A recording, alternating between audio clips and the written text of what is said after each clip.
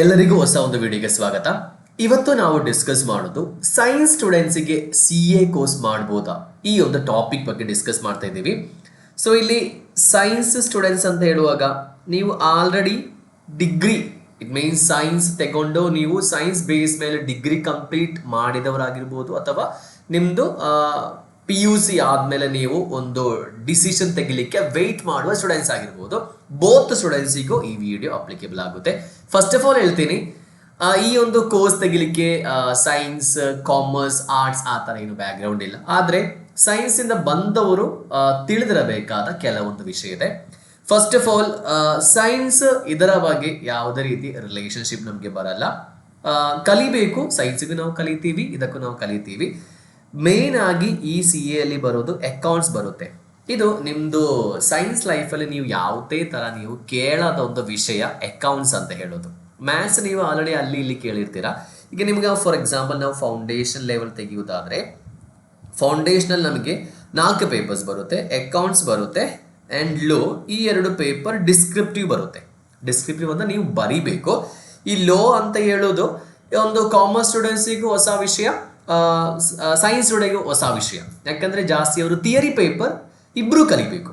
So it's not A new concept. ಆದರೆ accounts ಅಂತ ಹೇಳೋದು ಸೈನ್ಸ್ ಸ್ಟೂಡೆಂಟ್ಸಿಗೆ ಹೊಸ ಕನ್ಸೆಪ್ಟ್. ಇದರಲ್ಲಿ ಮಾತ್ರ ನಿಮಗೆ ಸ್ಟಾರ್ಟಿಂಗಲ್ಲಿ ಸ್ವಲ್ಪ ಕಷ್ಟ ಬರುತ್ತೆ. ಅದು ಡಿಗ್ರಿ ಆದಮೇಲೆ ಬಂದರೂ, ನೀವು ದ್ವಿತೀಯ PUC ಆದಮೇಲೆ ನಂತರ ಬಂದರೂ, ಇದರಲ್ಲೇ ನಿಮಗೆ ಒಂದು ಬೇಸ್ ಬೇಕು. ಬೇಸ್ ಅಂತ ಹೇಳಿದ್ರೆ ಟೆನ್ಷನ್ ಮಾಡ್ಕೋಬೇಡಿ.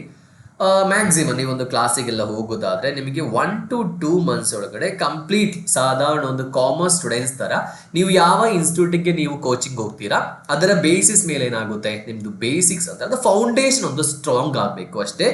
ಮತ್ತು ನಿಮಗೆ ಇಕನಾಮಿಕ್ಸ್ ಬರುತ್ತೆ ಆ್ಯಂಡ್ ಮ್ಯಾಥಮೆಟಿಕ್ಸ್ ಬರುತ್ತೆ. ಇದರಲ್ಲಿ ಇದೆರಡು MCQ ಎಕ್ಸಾಮಿನೇಷನ್ ಆದ ಕಾರಣ, ಡಿಫಿಕಲ್ಟ್ ಆ ಥರ ಬರಲ್ಲ. ಇಟ್ ಮೀನ್ಸ್ ಡಿಫಿಕಲ್ಟ್ ಅಂತ ಹೇಳಿದ್ರೆ ಈಸಿ ಅಂತ ಅಲ್ಲ ನಾನು ಹೇಳ್ತಾ ಇರೋದು. ಇದು ಆಲ್ರೆಡಿ ನೀವು ಎಲ್ಲಾದರೂ ಕೇಳ್ತಾ ಇರ್ತೀರಾ ಮ್ಯಾಥ್ಸ್ ಅಂತ ಹೇಳೋದು.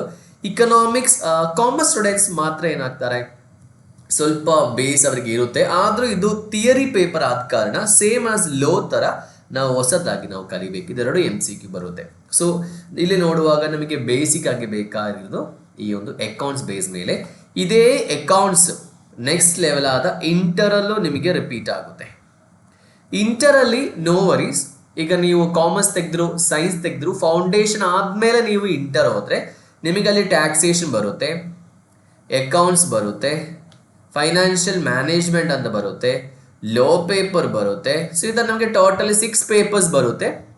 2 ಥಿಯರಿ ಪೇಪರ್ಸ್ ಬರುತ್ತೆ, 4 ಪ್ರಾಕ್ಟಿಕಲ್ ಪೇಪರ್ಸ್ ನಮಗೆ ಬರುತ್ತೆ. ಈ ಟ್ಯಾಕ್ಸೇಷನ್ ಅಂತ ಹೇಳೋದು ಯಾವುದೇ ರೀತಿಯಲ್ಲಿ ಫಾರ್ ಸಪೋಸ್ ಈಗ CMA ನಿಮ್ಮದು ಕಾಮರ್ಸ್ ಆದಮೇಲೆ ನೀವು ಡಿಗ್ರಿ ಅಂತ ಹೇಳಿದರೆ BCom ಎಲ್ಲ ತೆಗೆದು ನೀವು CAಗೆ ಡೈರೆಕ್ಟ್ ಆಗಿ ಜಾಯ್ನ್ ಆದರೆ, ಈ ಡೈರೆಕ್ಟ್ ಎಂಟ್ರಿ ಅಂತ ಹೇಳಿದ್ರೆ ನೀವು ಈಗ ದ್ವಿತೀಯ PUC ಆದಮೇಲೆ ನೀವು ಫೌಂಡೇಶನ್ ಬರೀಬೇಕು. ಸೈನ್ಸ್ ಸ್ಟೂಡೆಂಟ್ಸ್ ತಿಳ್ಕೊಳ್ಳಿ, ನಿಮ್ಮದು ಒಂದು ವೇಳೆ ನಿಮ್ಮದು ಅದರ್ ದ್ಯಾನ್ ಕಾಮರ್ಸ್ ಸ್ಟ್ರೀಮ್ ಆದರೆ ಪರ್ಸೆಂಟೇಜ್ ಲೆವೆಲ್ ಎಂಟರ್ ಇದೆ, ನಿಮಗೆ 55% ಎಬೋ ರಿಯಲಿ ಏನು ರಿಲೇಟೆಡ್ ಪರ್ಸೆಂಟೇಜ್ ನಿಮಗೆ ಬೇಕು, ಆದರೆ ಮಾತ್ರ ನಿಮಗೆ ಡೈರೆಕ್ಟ್ ಆಗಿ ಎಂಟ್ರಿ ಮಾಡೋಕ್ಕೆ ಸಾಧ್ಯ ಆಗುತ್ತೆ. ಇಲ್ಲಾಂದರೆ ನೀವು ಫೌಂಡೇಶನ್ ಲೆವೆಲ್ ಬರ್ಕೊಂಡು ಮತ್ತೆ ನೀವು ಇಂಟರಿಗೆ ಹೋಗಬೇಕು. ಫಾರ್ ಎಕ್ಸಾಂಪಲ್ ನೀವು ಎಲಿಜಿಬಲ್ ಆದರೆ ಡೈರೆಕ್ಟ್ ಆಗಿ ನಿಮಗೆ ಎಲ್ಲಿ ಬರ್ಬೋದು, ನಿಮಗೆ ಇಂಟರಿಗೆ ಬರೀಬೋದು. ನೀವು ಫೌಂಡೇಶನ್ ಲೆವೆಲ್ ಬರೀಬೇಕಂತಿಲ್ಲ. ಆದರೆ ಈಗ ನೀವು ಫಾರ್ ಎಕ್ಸಾಂಪಲ್ ನೀವು ಸೈನ್ಸ್ ತೆಗೆದಿದ್ದೀರಾ ಆಲ್ರೆಡಿ, ನೀವು ಈಗ ಡಿಗ್ರಿ ಬೇಸಿಸ್ ಮೇಲೆ ಸೈನ್ಸ್ ಮಾಡ್ತಾ ಇದ್ದಾರೆ, ನಿಮ್ಮದು ಫಸ್ಟ್ ಇಯರ್ ಸೆಕೆಂಡ್ ಇಯರ್ ಆದರೆ ನೀವಿನ್ನು 3rd ಇಯರ್ ತನಕ ವೆಯ್ಟ್ ಮಾಡಲಿಕ್ಕೆ ನಿಮಗೆ ಆಗಲ್ಲ ಅಂತ ಹೇಳಿ ನೀವೇನು ಮಾಡ್ಬೋದು, ನೀವು ಫೌಂಡೇಶನ್ ಕೋರ್ಸಿಗೆ ಆಲ್ರೆಡಿ ನಿಮಗೆ ಜಾಯಿನ್ ಆಗ್ಬೋದು. ಫೌಂಡೇಶನ್ ಕೋರ್ಸಿಗೆ ಜಾಯಿನ್ ಆಗಿ ಆಗ ನಿಮ್ಮೊಂದು ಫೌಂಡೇಶನ್ ಸ್ಟ್ರಾಂಗ್ ಆಗುತ್ತೆ. ನೀವು ಎಕ್ಸಾಮಿನೇಷನ್ ಬರೀದಿಲ್ಲ ಅಂದರೂ ನೀವೊಂದು ಫೌಂಡೇಶನ್ ಸ್ಟ್ರಾಂಗ್ ಮಾಡಲಿಕ್ಕೆ, ಯಾಕಂತೇಳಿದ್ರೆ ಇಂಟರಿಗೆ ಹೋಗುವಾಗ ಇಟ್ ಮೀನ್ಸ್ CA ಇಂಟರ್ಮೀಡಿಯೇಟ್ಗೆ ಹೋಗುವಾಗ ಅಲ್ಲಿ ಸ್ವಲ್ಪ ಅಕೌಂಟ್ಸ್ ಸ್ವಲ್ಪ ಅಡ್ವಾನ್ಸ್ಡ್ ಬರುತ್ತೆ. ನಾವು ಅಡ್ವಾನ್ಸ್ಡ್ ಅಕೌಂಟ್ಸ್ ಅಂತ ಹೇಳ್ತೀವಿ, ಫೌಂಡೇಶನಲ್ಲಿ ಅಕೌಂಟ್ಸ್ ಅಂತ ಹೇಳ್ತೀವಿ. ಇಲ್ಲಿ ಸೈನ್ಸ್ ಸ್ಟೂಡೆಂಟ್ಸಿಗೂ ಸರ್ ನಮಗೆ ಆಗುತ್ತಾ ಸರ್, ಯಾವುದೇ ರಿಲೇಷನ್ ಇಲ್ಲಲ್ಲ ಅಂತ ತುಂಬ ಸ್ಟೂಡೆಂಟ್ಸ್ ಹೇಳ್ತಾರೆ. No worries. ಸೈನ್ಸ್ ಸ್ಟೂಡೆಂಟ್ಸಿಗೆ ಸ್ಟಾರ್ಟಿಂಗಲ್ಲಿ ಸ್ವಲ್ಪ ಕಷ್ಟ ಆಗುತ್ತೆ, ಅದನ್ನು ಹೇಳಿದ್ದೇನಲ್ಲ.